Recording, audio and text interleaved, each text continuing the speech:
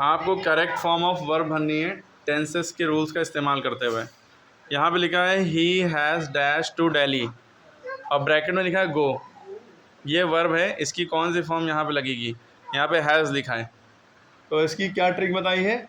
जब has, have, had या will have, यहाँ पे कुछ भी होगा, has, have, had, will have या शैल हैव, इन चारों में से कोई एक चीज़ होगी तो हमेशा याद रखिए जो ब्रैकेट में लिखा होगा उसकी थर्ड फॉर्म लगेगी, वर्ब की थर्ड फॉर्म। वर्ब की फॉर्म का मतलब क्या है? जैसे ये वर्ब की फॉर्म्स हैं, फर्स्ट फॉर्म गो होती है, गो की, वो माने जाना, second form went, third form gone और आईएनजी फॉर्म ये। ये वाली फॉर्म जब लगती है जब क्या हो? हैज़ हो, हैव हो, हैड हो या विल हैव हो।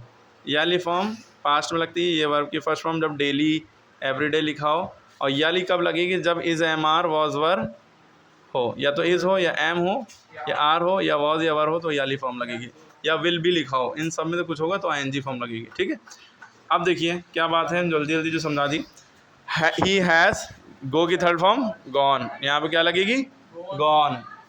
ठीक, अगर यहाँ पे यहाँ लिखा होता आई हैव तो भी यहाँ पे गॉन होता, यू हैड तब भी यहाँ पे गॉन होता, दे विल हैव तब भी यहाँ पे गॉन होता।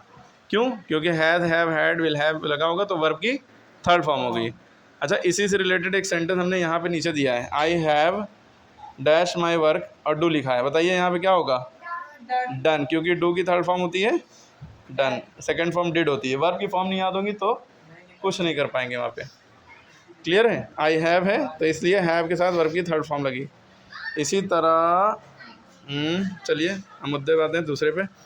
जैसे ये आई डैश मार्केट यस्टरडे और ब्रैकेट में लिखा गो, मैं कल मार्केट गया था, यस्टरडे यानी पास्ट की बात हो रही है, तो जब भी यस्टरडे लिखा होगा, ठीक है, तो याद रखिए जो वर्ब की फॉर्म होगी उसकी सेकंड फॉर्म लगेगी। गो की सेकंड फॉर्म क्या होती है? वेंट।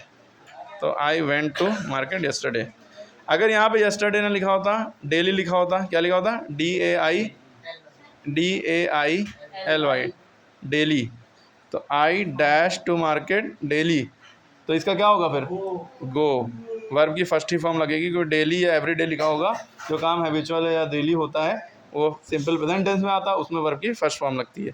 अच्छा, डेली लिखा होता और यहाँ पे आई ना होता और ही होता, क्या होता? ही, तब क्या हो जाता? तो ही गोज़ हो जाता है। गोज़ भी वर्ब की फर्स्ट फॉर्म है या फिफ्थ फॉर्म कह सकते हैं, पांचवी फॉर्म भी कह सकते हैं।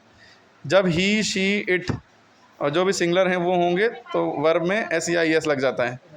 आई सिंगुलर लगता है लेकिन है नहीं, सिंगुलर की कैटेगरी में नहीं आता है। आई हो, वी हो, यू हो और दे हो, ये प्लूरल की कैटेगरी में आते हैं। इनके साथ कभी भी वर्ब में ई एस नहीं लगता है, इसलिए जब आई लिखा था तो ई एस नहीं लगा था, खाली गो लिख रहे थे। किस केस में? जब सिंपल प्रेजेंट टेंस की बात हो रही है। ओके, आगे बढ़ते हैं। ये हो गया। आई विल हैव नहीं लिखा है तो वर्ब की फर्स्ट ही फॉर्म लगेगी, I will write a letter, I will write. I के साथ शैल लगता है, वैसे शैल लगा होगा यहाँ पे, दोनों लिख सकते हैं। आई shall write a letter.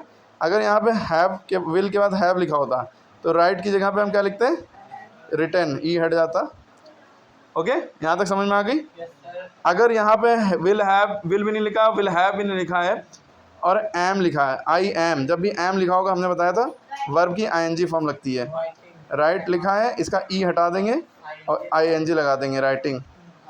You are लिखा है तो भी राइटिंग, ही इज़ लिखा है तो भी राइटिंग, इज़, एम, आर या वॉज लिखा है या वर, दे वर जैसे, ठीक है, तो अब भी राइटिंग राइटिंग। क्लियर होगी बात? कब आईएनजी लगेगी? Is, M, are, was, were.